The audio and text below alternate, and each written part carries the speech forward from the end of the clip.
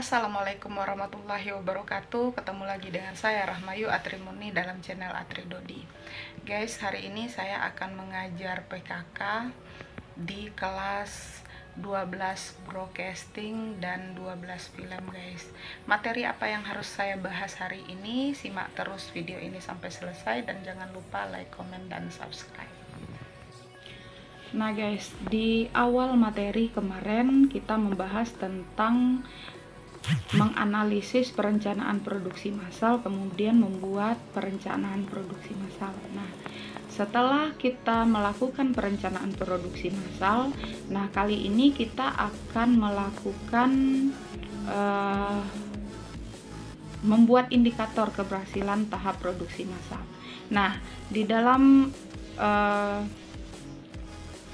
mata pelajaran produk kreatif dan kewirausahaan, sebenarnya di sini kami mengajak siswa untuk bisa membuka sebuah usaha. Jadi kalau nanti dia tamat dari SMK, kemudian dia mampu membuka peluang usaha untuk dirinya sendiri maupun untuk lingkungannya. Nah, pada bab kali ini, pada pokok bahasan kali ini kita akan melihat apa yang harus kita lakukan atau indikator apa saja yang bisa menentukan keberhasilan tahapan produksi massal. Nah, bagaimana materi selanjutnya? Simak terus video ini sampai selesai. Nah guys, untuk kita melakukan perencanaan produksi massal, sebelum produksi massal itu kita lakukan, kita harus melihat bagaimana peminat pasar terhadap produk yang akan kita lakukan. Itu kalau kita melakukan produk atau menciptakan sebuah produk atau membuat sebuah produk. Tetapi ada juga usaha yang dilakukan itu adalah di bidang jasa. Jadi di dalam kewirausahaan ini ada dua jenis. Yang pertama, ada yang kita hasilkan adalah produk, yang kedua yang kita lakukan adalah jasa. Nah, kita harus melihat dulu usaha yang akan kita lakukan itu seperti apa. Apakah kita melakukan apakah kita menciptakan sebuah produk atau kita melakukan sebuah jasa. Nah, di dalam jurusan seni broadcasting dan film, saya menganjurkan kepada siswa untuk mensurvei kondisi sesuai jurusannya. Karena kita di sini bergerak di bidang seni, kemudian seni kita adalah broadcast, PSPT, kemudian ada juga film. Nah, maka untuk PKK-nya kita akan mengarah ke arah sana. Jadi siswa akan kita kelompokkan dulu menjadi dua kelompok. Yang pertama adalah kelompok produk dan yang kedua adalah kelompok jasa. Nah, untuk kalian yang sekarang mengikuti kelas saya, silakan kalian memilih kelompok kalian masing-masing. Saya buat kalian dalam dua kelompok. Yang pertama ada kelompok produk dan yang kedua adalah kelompok jasa. Untuk kelompok produk, kalian harus mensurvei ke lapangan. Pada zaman sekarang, pada era sekarang, kalian harus melihat dalam jangka waktu panjang. Jadi kalian melakukan survei itu bukan untuk masa sekarang dan beberapa bulan ke depan, tetapi minimal kalian harus melihat peluang itu 1-10 tahun ke depan. Apakah usaha kalian masih mampu bertahan atau tidak? Untuk yang produk, silahkan kalian pilih produk yang seperti apa yang akan kalian pilih sebagai usaha yang akan kalian lakukan nanti. Kemudian untuk jasa, kalian juga akan memilih jasa apa yang harus kalian lakukan sesuai dengan jurusan kalian seni broadcasting dan film. Jasa apa yang bisa kalian lakukan dalam 1-10 tahun ke depan itu bisa eksis atau masih bisa bertahan. Jadi jangan di saat kalian membuka usaha tapi tahun depan usahanya sudah tidak bertahan lagi, sudah tidak booming lagi.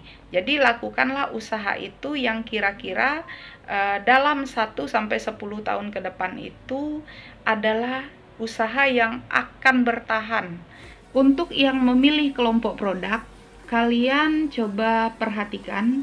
Yang pertama adalah kualitas produknya.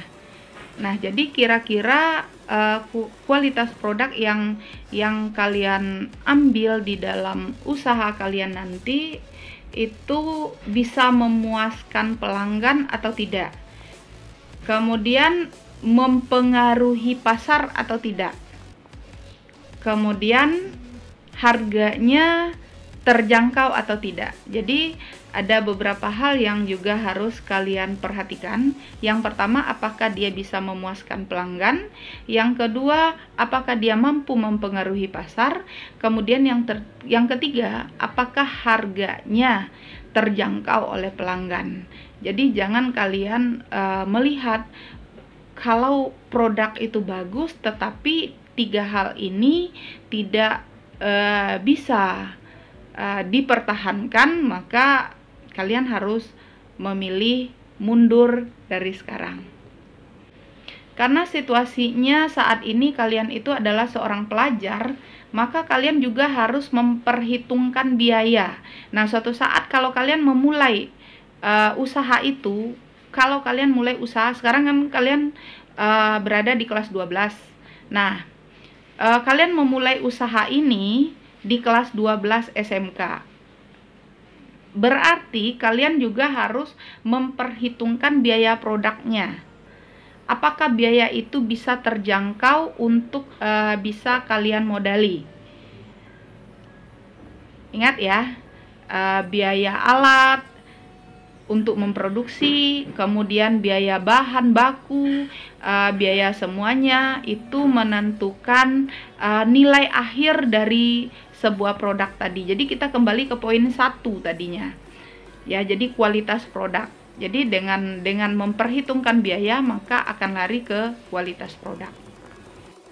Yang ketiga, yang kalian harus perhatikan adalah waktu pengembangan produk. Nah, waktu pengembangan itu juga menentukan kalian bisa berkompetisi atau tidak. Jadi kalau saat kalian membuat sebuah produk tetapi waktunya cukup lama, apakah dia nanti bisa mempengaruhi pelanggan kalian? Jadi kalau seandainya waktu pengembangan itu cukup lama, maka produk ini juga harus kalian perhatikan lagi. Apakah kalian bisa tetap konsisten di usaha yang akan kalian lakukan. Kemudian ada hal yang terpenting juga adalah kapabilitas pengembangan, berhubungan dengan aset yang dapat digunakan oleh sebuah perusahaan atau sebuah tempat yang akan kalian lakukan untuk mengembangkan produk lebih efektif dan ekonomis. Nah, itu kalau kalian ambil usaha di bidang produk. Nah, bagaimana dengan kelompok yang mengambil usaha di bidang jasa? Sebenarnya tidak jauh berbeda. Apakah jasa ini juga akan bisa mempengaruhi pasar? Kemudian juga dia bisa memuaskan pelanggan. Kemudian apakah dia juga harga jasanya bisa terjangkau oleh pelanggan? Itu juga menentukan langkah awal jasa yang kalian tawarkan kepada pelanggan. Kemudian biaya jasa. Biaya jasa ini apakah nanti akan mempengaruhi dengan kualitas jasa? Dengan biaya tinggi atau biaya rendah, apakah berpengaruh terhadap jasa yang kalian berikan? Kemudian juga di waktu ya.